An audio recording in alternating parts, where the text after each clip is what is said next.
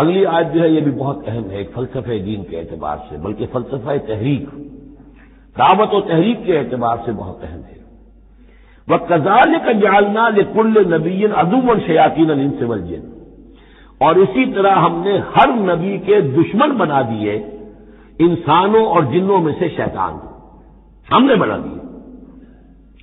سوچیے، غور کیجیے، نبی کے لیے تو مدد چاہیے تھی، کیوں شیطان اٹھا دیا اللہ نے ان کے خلاف؟ اس کا فلسفہ بیان ہو رہا ہے۔ اگر کشاکش حق و باطل نہ ہو تو تمیز کیسے ہوگی کون واقعی حق پرست ہے اور کون ایسا ہی، کون واقعی محبت کرتا ہے اللہ سے اور کون دودھ پینے والا مجنون ہے، وہ نام کا ہی صرف محبت کر رہا اور ایمان کیسے پتہ چلتا؟ یہ تو آزمائش کے لیے ہے دنیا بنائی گئی ہے۔ اگر سر کا وجود ہی نہ ہو، خیر ہی خیر ہو، تو آزمائش نہ ہوگی۔ لہذا اس کو ہم کرتے ہیں خود۔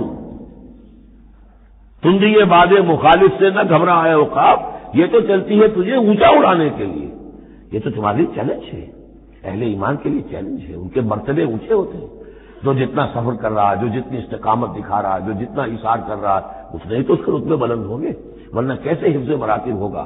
کیسے معلوم گا ہوز ہو کس کا کیا مقام ہے؟ وَكَذَلِكَ جَعَلْنَا لِكُلِّ نَبِيٍّ، ہم نے خود اٹھائے، ہم نے بنائے ہر نبی کے لیے دشمن شیاطین الانس والجن، شیاطین جن و انس، یوحی بعضهم الی بعض زخرف القول غرورا، وہ ایک دوسرے کو اشاروں کنایوں میں وحی سے وہ ایسی باتیں، ملمہ کی ہوئی باتیں، فریب والی باتیں جو ہے وہ کرتے رہتے ہیں، ایک دوسرے کو گمراہ اور کرنے کے لیے، ایک دوسرے کے لیے اور سپورٹ کرنے کے لیے۔ وہ جو جن ہے شیطان، وہ آ کر اس انسان شیطان کے کان میں پھونک مارتا ہے، ابھی ذرا تم اور صبر کرو، ابھی اور دیکھو کہیں تم پھسل نہ جانا، دیکھنا کہیں تم حق کو قبول نہ کر لینا۔ تو یہ ان کا آپس میں جو ہے گٹھ جوڑ، اس لیے کہ ہم نے خود ان کو یہ چھوٹ دی ہے۔ وَكَذَلِكَ جَعَلْنَا لِكُلِّ نَبِيٍّ عَدُوًّا شَيَاطِينَ الْإِنسِ وَالْجِنِّ يُوحِي بَعْضُهُمْ إِلَىٰ بَعْضٍ زُخْرُفَ الْقَوْلِ غُرُورًا وَلَوْ شَاءَ رَبُّكَ مَا فَعَلُوهُ، اور اگر آپ کا رب چاہتا تو وہ یہ نہ کر سکتے۔ ظاہر بات ہے کہ کائنات میں کوئی پتا بھی اللہ کے اذن کے بغیر ہی نہیں سکتا۔ ابو جہل کی کیا مجال تھی کہ حضرت سمیہ کو شہید کر دیتا؟ ہے کون وہ؟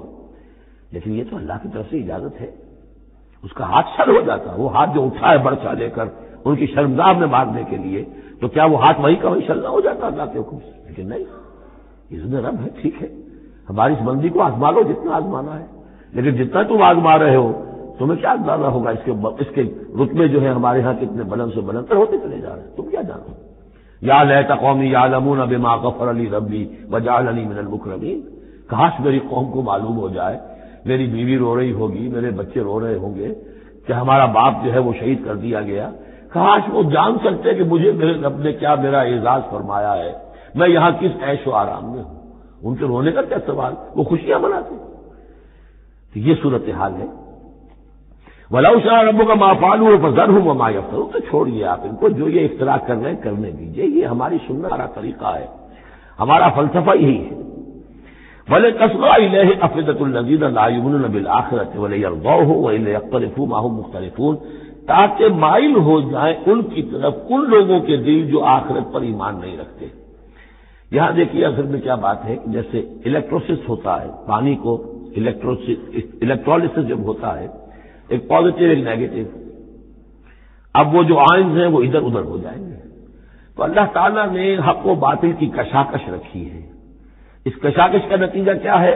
آئونائزیشن ہو جائے گی، حق اور باطل کا جو ہے، حق والے ادھر کو جمع ہو جائیں گے، باطل والے ادھر جمع ہو جائیں گے، اور اس کے لیے جو ہے یہ اس معاشرے کے اندر، انسانی معاشرے کے اندر یہ تقسیم، یہ تمییز، جیسے کہ ہم سورہ آل عمران میں پڑھ چکے ہیں، حتی یمیز الخبیث من الطیب، یہ خبیث اور طیب جو ہے گڑبڑ ہوئے ہیں، یہ آزمائشیں آتی ہیں، تکلیفیں آتی ہیں، امتحانات آتے ہیں، تو خبیث علیحدہ اور طیب علیحدہ، منافق علیحدہ، صاحب ایمان علیحدہ۔